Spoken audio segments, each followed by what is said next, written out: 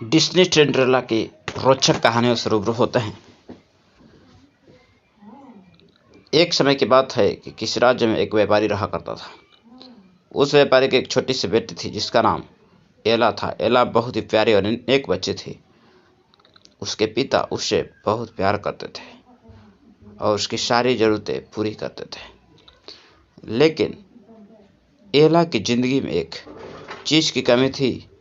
वह थी उसकी माँ, जो उसे छोड़कर भगवान के घर चली गई थी।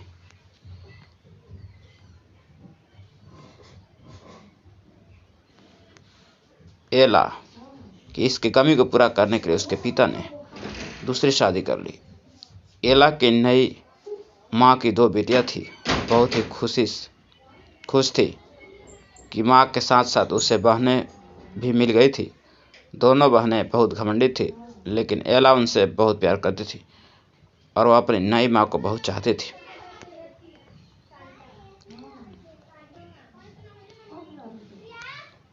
एला की खुशियाँ ज़्यादा टिक नहीं पाई।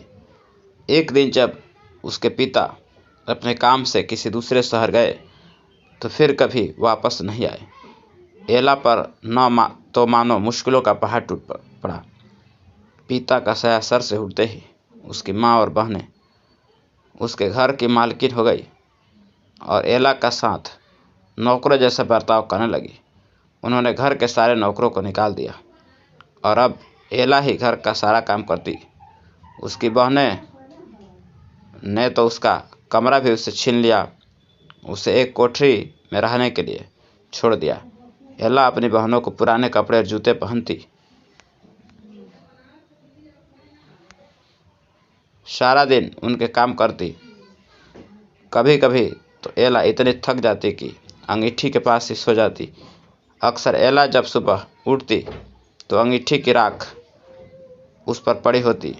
उसकी बहनें उसे सिंड्रेला कह के चिढ़ाती और इस तरह उसका नाम एला से सिंड्रेला हो गया। एक दिन राज्य में ऐलान हुआ कि महल में एक बहुत बड़ा आयोजन है और राज्य की सभी लड़कियों को बुलाया गया है ताकि राजकुमार अपनी पसंद की लड़की की शादी कर सके। राज्य की सारी लड़कियां बहुत खुश और उत्साहित थी। सिंड्रेला और उसकी बहनें भी अपनी किस्मत आजमाने को बेचैन थी, लेकिन फिर भी सिंड्रेला की यह खुशी उसकी सौतेली माँ को रास नहीं आई और उसे सिंड्रेला को महल में जाने से मना कर दिया। बेचारी सिंड्रेला दुखी मन से फिर अपने काम करने लगी और सोचती रही कि इस वक्त उसकी माँ बहनें क्या कर रही होंगी और राजकुमार देखने में कैसा होगा।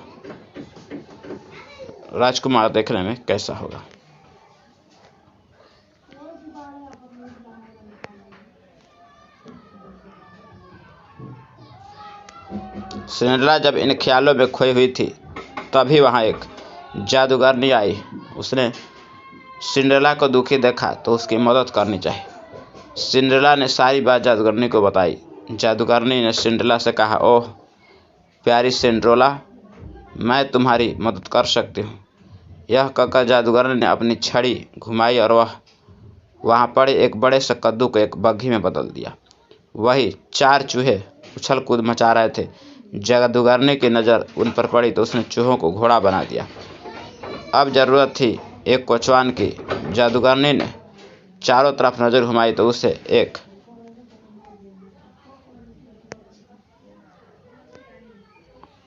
एक मेढक दिखा और उसने कोचवान में बदल दिया। सिंड्रेला यह सब देख हैरान हो रही थी। तभी जादूगरनी उसकी तरफ मुड़ी और अपनी जादू की छड़ी घुमा दी। एक पलक झपकते ही सिंड्रेला के मटमैले और फटे हुए कपड़े साफ और सुंदर हो गए। उसके पैरों में टूटी हुई चप्पल की जगह सुंदर कांच की जूती आ गई। अब सिंड्रेला महल में जाने के लिए तैयार हो गई थी। जादूगरनी ने सिंड्रेला को विदा करते हुए कहा, बेटी तू अपनी इच्छा पूरी कर ले, लेकिन याद रखना रात 12 बजते ही सारा जादू खत्म हो जाएगा।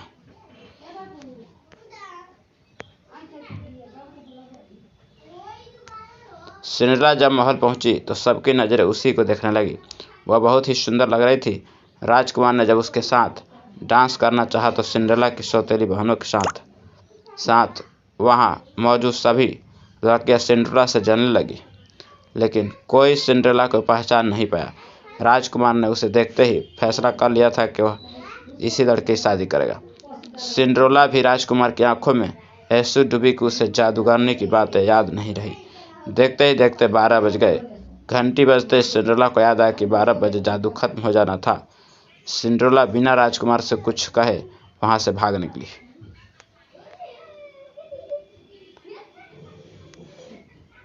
वह नहीं चाहते थे कि राजकुमार उसे पुराने गंदे कपड़ों में देखे, उससे नफरत करे। भागते वक्त सिंड्रेला की कांच की एक जूती महल में छूट गई, जो राजकुमार ने उठा ली। राजकुमार ने बहुत कोशिश की सिंड्रेला को ढूंढने की, लेकिन वह उसे कहीं नहीं मिली। सबने राजकुमार से उसे भूल जाने को कहा, लेकिन राजकुमार ने सिंड्रेला को भूल नहीं पा रहा था।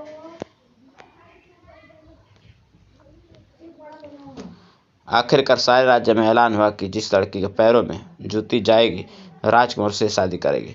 राज्य में तो जैसे तूफान आ गया था। हर लड़की को राजकुमार शादी करना चाहती थी। सभी लड़कियां अपने आप को उस कांच की जूती की मालकिन बताने लगी। लड़कियों के घर जाकर उन्हें जूती पहनाई गई, लेकिन उनमें से किसी को भी यह पूरी नहीं आई। आखिरकार में सिंड्रेला की बहनों की बारी आई।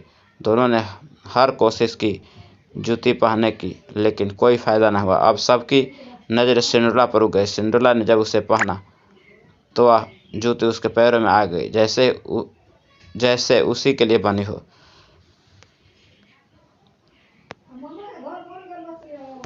सिंड्रेला की सौतेली माँ और बहनें हैरान और परेशान हो गई। किसी को भी उम्मीद नहीं थी कि वह सुंदर लड़की सिंड्रेला हो सकती है। राजकुमार ने जब सिंड्रेला शादी के लिए पूछा, सिंड्रेला ने खुशी खुशी हाँ कर दी। अगले ही दिन बड़ी धूमधाम के साथ सिंड्रेला की शादी राजकुमार से हो गई। राजकुमार और सिंड्रेला की एक दूसरे के साथ बहुत खुश थे और एक दूसरे को बहुत चाहते थे।